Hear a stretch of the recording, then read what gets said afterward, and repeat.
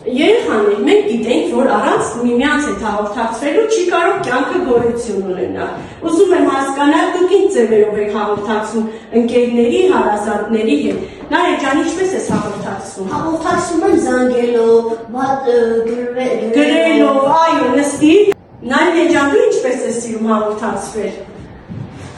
Ես սիրում եմ հանդիպելով։ Հանդիպել նոր հաղորդ, այո։ Դանիել ջան, դու ինչպես ես նախընտրում հաղորդակցվել։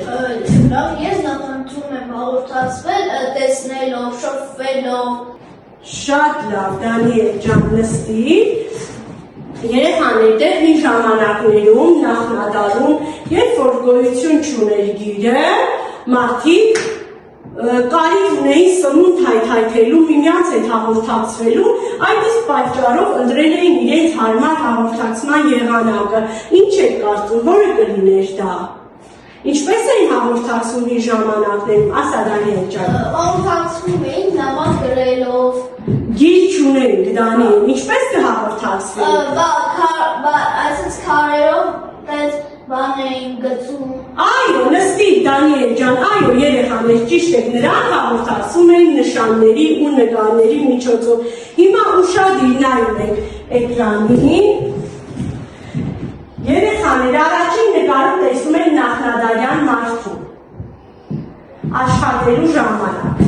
Երկրորդ նկարում, իհարկե արհեստական բանականությունը մեզ օգնել է նկարի հարցում, տեսնում ենք, թե ինչ կենդանի պետք է գնան որսալու։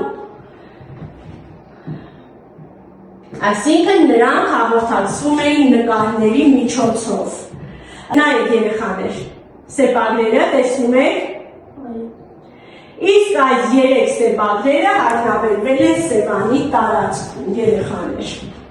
Սևանի տարածքում են հայտնաբերվել արձանագրությունները, սրանք մեր թագավորների թողած արձանագրություններն են, որտեղ իրենց մասին են պատմում եւ իրենց կատարած բարեփոխումների մասին։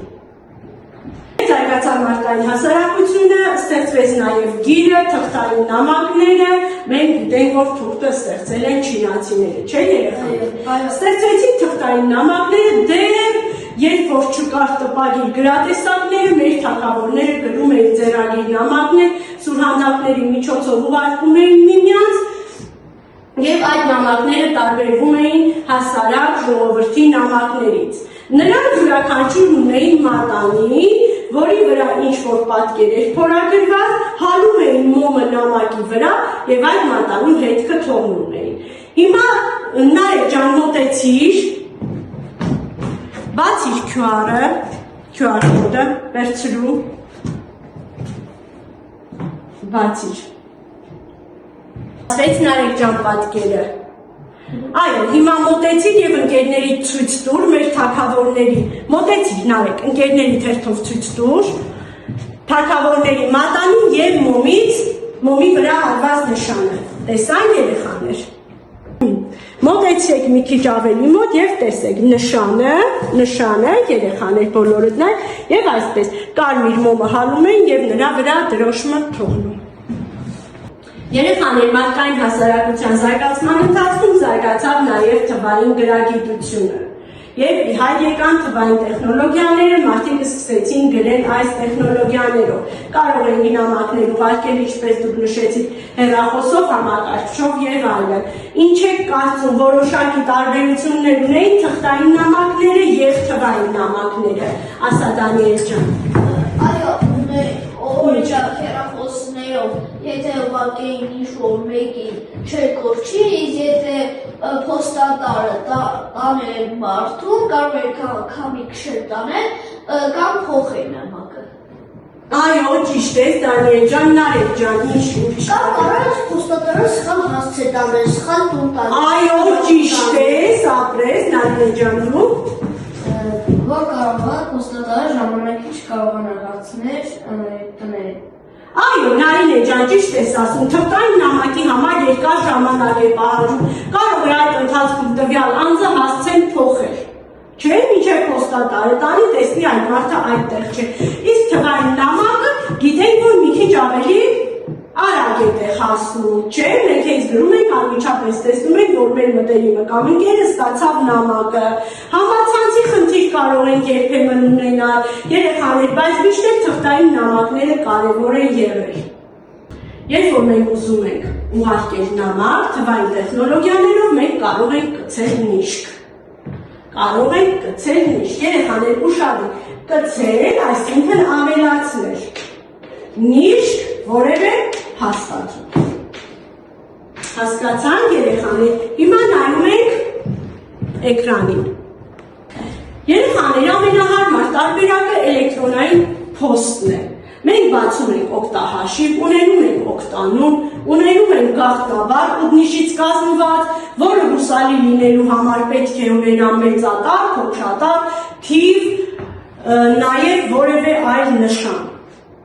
Հիմա նայեք երեխաներ, երբ որ ուզում ենք էլեկտրոնային փոստով նամակ ուղարկել, սեղմում ենք գրեհկոճակին, բացվում է այսպիսի պատուհան։ Ում դաշտում գրում ենք այն անձի էլեկտրոնային հասցեն, ում որ ուղղված է մեր նամակը։ Թեմա դաշտում գրում ենք որևէ վերնագիր, որպեսզի ստացողը հասկանա ինչի մասին է խոսքը, այստեղ հավաքում ենք նյութը, եթե ունենք որևէ այլ նկար կամ հաստատում ավելացնելու, ամրակի նշանը սեղմում ենք, կցում ենք նիշկը, սեղմում ենք ուղարկել։ Նամակը հասնում է։ Հիմա մեկ անգամ ևս դասագրքի նյութը լսելուց հետո կսկսենք աշխատել։ Ուշադիր նայում եք էկրաններին, լսում եք նյութը, որպեսզի կարողանաք աշխատել։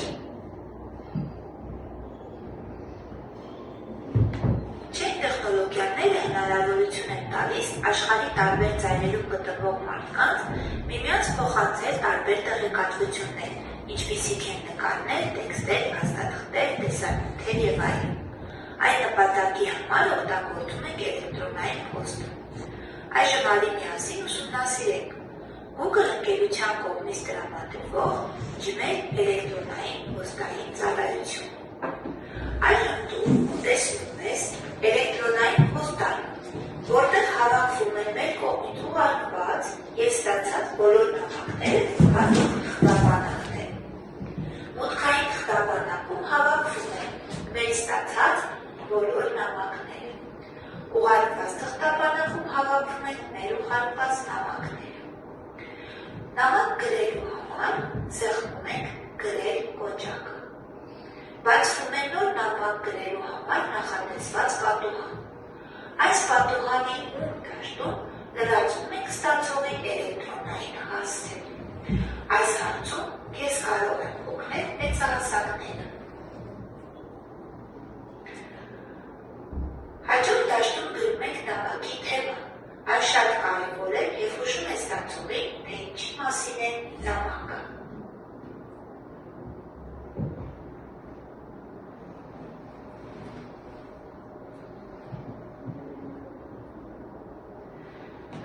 Մյուս դաշտում գրում ենք նամակի տեքստը։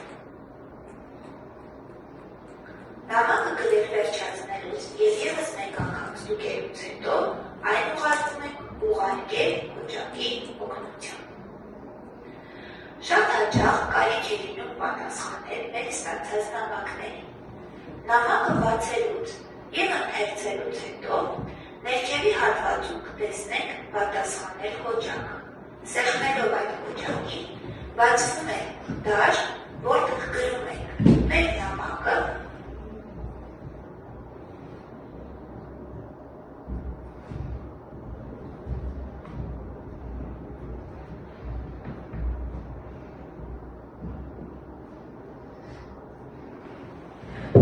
և ուղարկել կոճակի օգնությամբ։ Երեխաներ, պարզեք, թե ինչպես պետք է էլեկտրոնային նամակ ուղարկենք։ Հիմա բացում ենք մեյլերը, ձեր արդեն գրված համակարգիչներով բացում ենք մեյլերը, դուք ունեք նաև հայերեն սեղնաշար, բաց տեսեք մեկ գրել կոճակը, Նարինե ջան, բերես դրոշը մի քիչ այլով տանենք,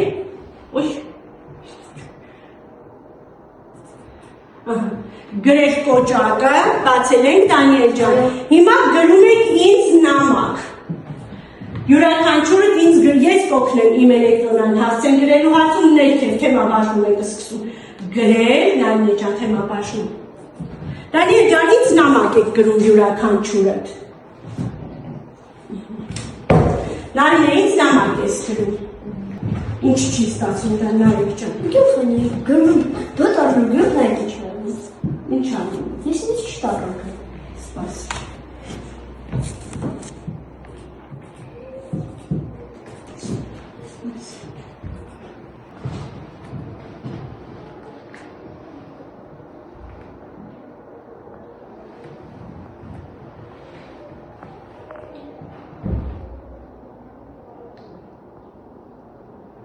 Երեխաներ բոլորս ավարտեցինք, մեր նամակները սեղմում ենք ուղարկեր, կոճակից սեղմում ենք։ Հիմա ես կտեսնեմ ինձ երբ է նամակները հասնում,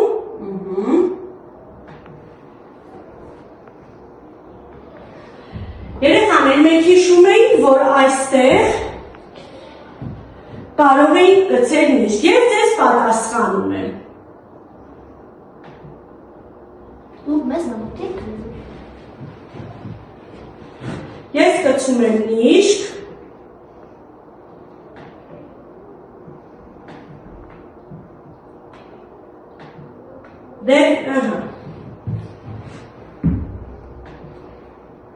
ում կուղարկեմ, միշկը թող բացի։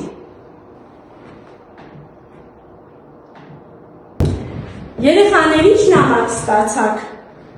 Մեր նկարները։ Ինչ է գրված Դանիել ջան։ Իմը գրված է բարի տղա Դանիել։ Նարեկ ինչ է Գրված է գրված։ մեր նավաշակեր Նարեկ։ Նարինե ջան։ Գեղեցկուի աղջիկ Նարեկ։ Այո երեխաներ, դուք տեսաք, որ էլեկտրոնային փոստով կարող եք ուղարկել նաև նկարներ։ Երեխաներ ուզում եմ ինձ հիշեցնեք քայլաշարի ինչպես էինք ուղարկում նամակ, առաջին քայլը։ Սեղմում ենք գրել շարակը, հացում են բաց պատուման, գրում ենք ում ենք ուղարկում, թեմաբաժնում գրում ենք և ուղարկում։ Եթե պետք է գցել միշտ, գցում ենք նաև միշտ։ Երեխաներ, ինչպես թղթային նամակներն, այնպես էլ էլեկտրոնային թղթաբանությունը կարող են կորցնել։ Այդ իսկ պատճառով դրանք պետք է նարեք պահել կրիչների վրա, որտեղ ավելի ապահով է, կարող է ինչ-որ խնդիր առաջանալ և մեր համակարգչից ջնջվեն այդ տեղեկատվությունները, մենք պահպանում ենք կրիչների վրա։ Երեխաներ, կարող ենք յուրացրեցինք այսօրվա թեման։ Այո։ Կարող ենք մեծահասակներին բացատրել ինչպես ուղարկել էլեկտրոնային նամակ։ Դուք կարող եք ինձ նամակ ուղարկել։ Այո, դուք ունեք իմ էլեկտրոնային հասցեն և ես կսպասեմ, որ դուք ինձ նամակներ ուղարկեք։ Երեխաներ կարողանում են նամակ ուղարկել։ Այո, կարող են գրել էլեկտրոնային հասցեն։ Հայերեն տարերի տեղերը մի մեծամասամբ հիշում են, այո, ես կարող ենք օգնել մեծահասակներին։ Երեխաներ այսօրվա դասի համար այսքանը, հուսամ դուք ինձ նամակներ կգրեք, կապը կպահեք էլեկտրոնային փոստի միջոցով, ինչպես նաև այն անձինք, ովքեր չեն կարողանում օգտվել էլեկտրոնային փոստից, դուք կարող եք նրանց օգնել։